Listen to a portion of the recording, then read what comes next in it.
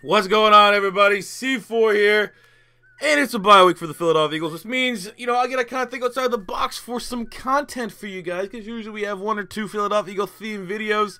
It's a bye week. We talked about a little bit of a reflection period, but on Twitter, I got more than enough feedback when I did my power rankings, just because it seems like everyone and their dog was doing a power rankings. I only released the top 10, and so many people wanted me to expand to 32. I think I had like 15 people reply. So I figured, hey, it's Saturday. Why not shoot out a power rankings? Why not, for sure, record it Thursday morning, too, before the Seahawks and the Cardinals play? That, let's be honest, I probably wouldn't skew these ratings either way. But let's just do it. And plus, I know there's plenty of people that are fans of different teams here on the channel, and I'll give you kind of a take, my little hot take of your team as we go through the rankings. So we're going to go rank all the teams from 32 all the way down to number 1. I'm pretty sure we know, before this video starts, who number 1 is going to be. But, roughly mid-season point, it's not going to be a weekly thing. This is just C4's mid-season power rankings. That's what we'll call it.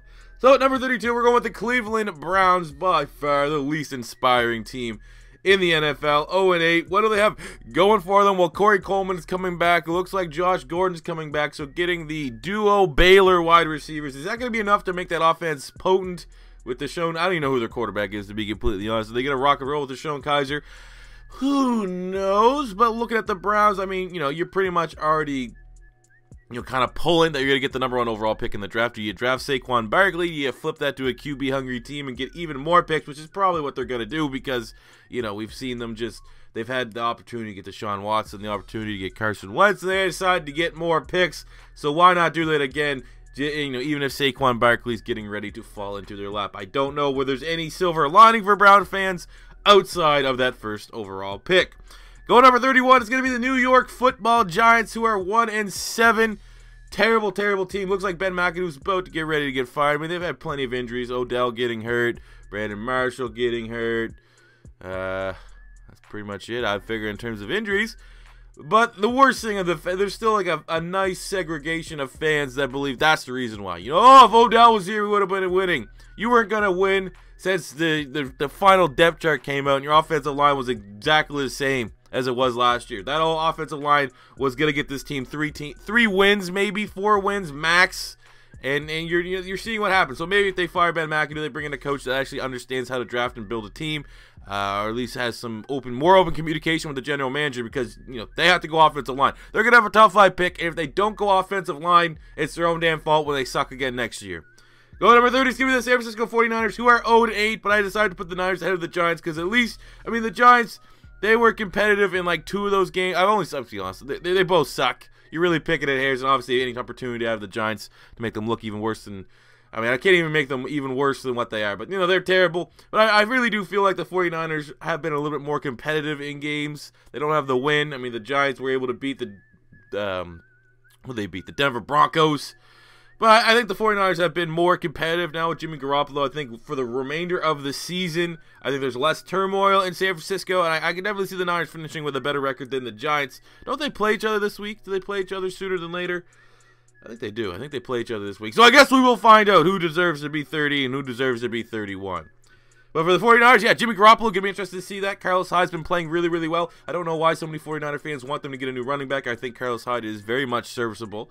So many people are on that, we got to get Saquon Barkley hype train. I've seen Matt Miller on Bleacher Report say that. I was like, no, Carlos Hyde is a serviceable back. Just give him some weapons, build up an offensive line. Another team in the 49ers that I think really have to go offensive line with their first pick, because they'll probably have a top 5 pick. Go number 29, it's going to be the Tampa Bay Buccaneers, 2-6. Another team just like the Giants had aspirations of being a dominant team, except their offensive line was terrible. They have Ali Marpet, and that's pretty much it. DeMar Dotson, serviceable. Everyone else on the offensive line is terrible. Jameis Winston has regressed, incredibly inaccurate, incredibly inconsistent. Mike Evans has struggled because of his quarterback play. Deshaun Jackson has struggled because of his quarterback play. All of those weapons. The Bucs were going to be like the most high prolific offense in football.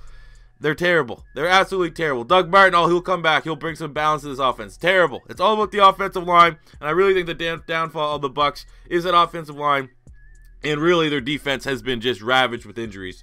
Bucs might be able to turn around. I know Jameis Winston shut down for a couple weeks. They have Ryan Fitzpatrick there as a starter. He's serviceable. But yeah, Bucks, get ready for your top 10 pick in the draft, bud. Going to 28, it's going to be the Miami Dolphins, 4-4. I'm sick and tired of seeing the Dolphins in primetime games. I've had 3 primetime games in a row. It's horrendous to watch. They traded G.A. for a 4th rounder. That's how their season's going. Defensively, I mean, they're the team that needs to do a complete overhaul. I don't know. Adam Gase has Chip Kelly features. He's Chip Kelly Jr. I don't know if you're a Dolphin fan if you want to hear that, but I don't think Gase is going to be your guy. You can just see he basically had a rage fit and traded away a couple of his players. I don't think they're going to re-sign Jarvis Landry. I think they're going to clean house this offseason. I think the Dominican Sue's contract is going to come out the books. Wouldn't be surprised to see them move on from Tannehill and just start new. Start fresh. That's exactly what the Miami Dolphins. They need to hit the reset button because number 28 from being a playoff team a year ago is a fall from grace, and they need to do something to turn that ship around. Number 27 is going to be the Indianapolis Colts, 3-6. I have no idea how Pagano still has a job, even without Andrew Luck, who I think shut down for the year. Pagano is right up there with the coach we're going to talk about in a second for how do you still have a job? How are you still woefully employed? You're a terrible head coach. But for the Colts, I mean, it looks like, again, they're doing some, shuffling some changes. Vontae Davis got released today. The T.Y. Hilton was rumored to be on the trade block. They're one of those teams that's just looking at trying to rebuild. They got a new GM there that's trying to fix all the mistakes from the previous GM. It's a work in progress, but I think they'll bounce back if they get rid of Pagano and start building something for the future for next year. Number 26 is going to be the Cincinnati Bengals, who are 3-5 again, much like Chuck Pagano. How does Marvin Lewis still have a job? I have no idea. They changed the offense coordinator, looked a little bit better. They're getting Joe Mixon more involved. I think next year, you have Joe Mixon as your starting running back. You figure things out there with Andy Dalton, but you get a new coach. Marvin Lewis, there's no way in hell. If the Bengals fail to make the playoffs, which it looks like they're going to do, they probably won't compete for the wild card. Marvin Lewis has to get fired. There's no other way to put it.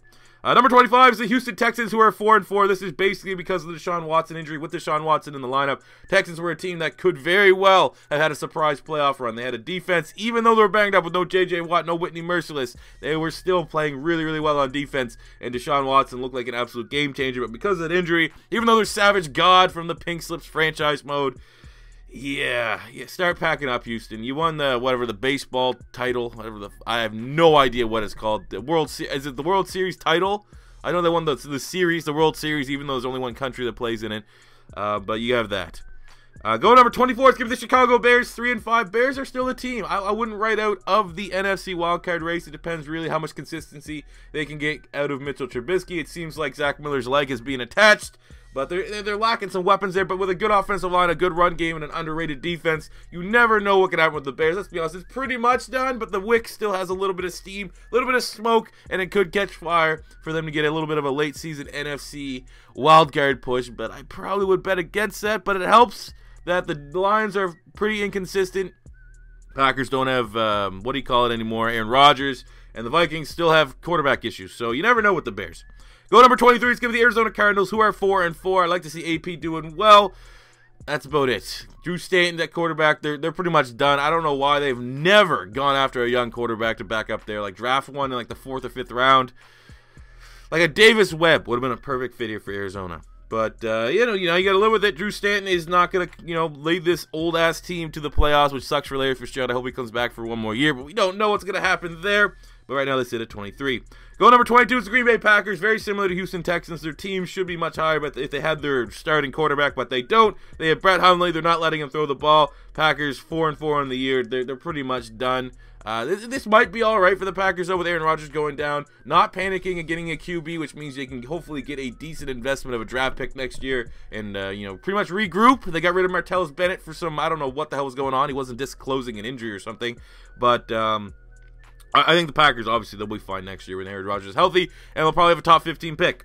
Go number 21, it's going to be the New York Jets, who are 4-5, and what is this? For my opinion, at midseason point, Todd Bowles is my coach of the year, because in the preseason, we were all saying that the Jets might have the worst roster we've ever seen. The fact that he's 4-5, he's competitive. Josh McCown is like a top 10 fantasy quarterback. It makes no sense whatsoever. It's awesome. The Jets are awesome. Their defense is playing well. They have good playmakers all over the place on that defense, and Todd Bowles is a really good defensive coordinator. But they're finding a way to move the ball and score some points on offense, which is awesome. And, yeah, man, Jets, I mean, I don't know. You can't rate them out of the AFC wildcard. There's no real let's be honest, the AFC is fairly weak this season, so maybe the Jets still could have a shot at the playoffs. I don't know, but it's hilarious. It's hilarious and awesome all at the same time. And the Jets, in what world would I have had the Jets ahead of the Green Bay Packers if you told me at the beginning of the year? Whew. All right, moving on to number 20. It's going to be the Denver Broncos, 3-5. They have, even though the Philadelphia Eagles dropped a 50 bomb on them, their defense still is really good, but their offense is horrific. Doesn't matter. Simeon, Osweiler, they gotta go Paxton Lynch personally. You gotta see what you have in Paxton Lynch right now. The time is now, and if he's not gonna be your guy, this is the year you decide that, because right now, or with Simeon. So I don't know why they're not going Paxton Lynch, but until they do, they're staying here at 20.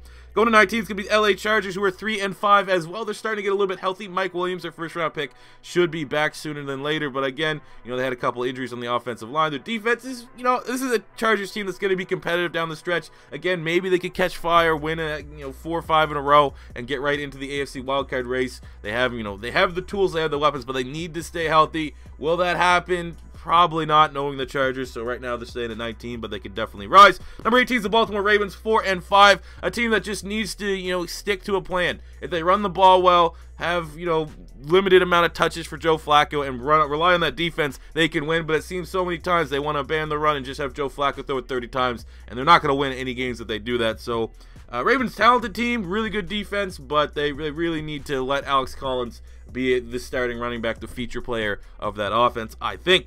Go number 17 is going to be the Atlanta Falcons, the most hot and cold team in the NFL, 4-4. Is it Steve Sarkisian's fault? Probably, but yeah, this team has regressed. Their defense hasn't looked nearly as good as they should be. They've never played as well as they have, and they should be playing on paper. And same goes offensively. Julio Jones not having a good year. Same goes to Matt Ryan. That night and day between Kyle Shanahan and Steve Sarkisian offense. Maybe Sarkisian's the problem. That was a really, really surprising hire, first and foremost.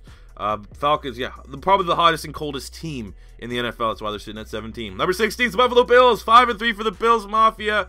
Just too inconsistent. Losing to the Jets. Offensive line was horrific. Defensive line, they got rid of Marcel. They're in a sell mode, but they're still trying to compete for the playoffs. That doesn't really make a whole lot of sense for me. But, with Kelvin Benjamin, the offense, it's going to be interesting to see. Tyrod Taylor has played well this season. Obviously, with the Sean McCoy stuff, they just need to get more consistency on the lines.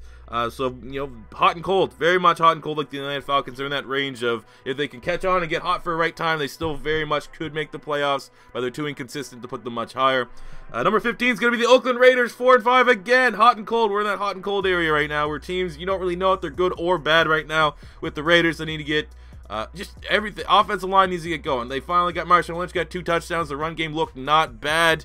Amari Cooper's bipolar as hell. He had 200 yards one week, and then he'll have 7 drops the next week. Defensively, they're weak, so they're going to really need this offense to catch fire to have a chance at getting into the wild card spot, but that could happen. Derek Carr is very, very talented. Go to number 14. It's going to be the Tennessee Titans, 5-3 again. Are they good or bad? I don't know. I don't really know how to really grade or rate Marcus Mariota. They will be getting Corey Davis, it sounds like, back this week or the next. That's a big-time playmaker, as he was my favorite wide receiver in this year's draft class. So, overall for the Titans, again, right in that range. The next couple teams that we've been talking about, and we'll talk about, you don't know if they're good or not. It's really going to be if they can get healthy and they can get on a little bit of a roll. They should probably finish with a playoff spot. Go number 13. Eliminate that one. It's the Washington Redskins, 4-4 Redskins. I don't know. They got to stay healthy. If they get healthy, who knows what the record is. They lost to Philly twice. I love to kind of rub that in, because the Redskins have had the Eagles number over the last couple seasons. But the Redskins are a solid team, man. They have good lines offensively and defensively. Really, if the Redskins had a legit run game and they had some sort of chemistry with Kirk Cousins and any of the wide receivers, because right now their best catcher is Chris Thompson, the running back, they probably would have a better record at this point. But you never know with the Redskins. If they can get hot, win a couple games, they might still be in it for the NFC wildcard if they can catch up on Dallas. Go number 12 is going to be the Detroit Lions, 4-4 for the Lions. I actually think the Lions, they're like my team that's not really that good, as you can tell by the record. There's a bunch of 5-3 teams below them, but I really do think the Lions are legit. I think the Lions, I have something. I don't know what it is. I have a feeling the Lions are going to catch the Vikings. I don't know why I'm inclined to say that, but I just feel when all is said and done, the Lions are going to win the NFC North this season. 4-4. They have good defense, playmakers on the defensive side of the ball. At least, I have them in my fantasy DST, so they're getting some pick sixes and stuff like that. Lots of turnovers. Matt Stafford's getting hot. Seems like Marvin Jones is getting hot. That chemistry's going. Always with the Lions is the run game, and that's why they're never going to be considered a legitimate playoff contender, because they can't run the ball whatsoever. But for right now, number 12, I think that's a good spot for the Detroit Lions. Number 11 is the Carolina Panthers, 6-3. Kind of bipolar. The fact that they're 6-3 is why they're ahead of the other teams like the Falcons, Bills, Raiders, and Titans. But, you never know. It's any given week with the Panthers. You got to get a good Panthers team, a bad Panthers team. Who knows? So they're sitting here at 6-3. Really, really inconsistent play from Cam Newton. But it looks like they're dropping Jonathan Stewart to make Christian McCaffrey the number 1 back, which is the decision they should have made a long time ago. Go number 10. Now we're jumping into the top 10. Number 10, I have the Seattle Seahawks at 5-3. Again, very inconsistent, losing to the Redskins. Offensive line play is horrific. Dwayne Brown is there, so you give him a week or two, see if he can gel. But one guy's not going to make that offensive line. You just put a duct tape over one hole, but there's 6 holes in your boat. You know what I'm saying?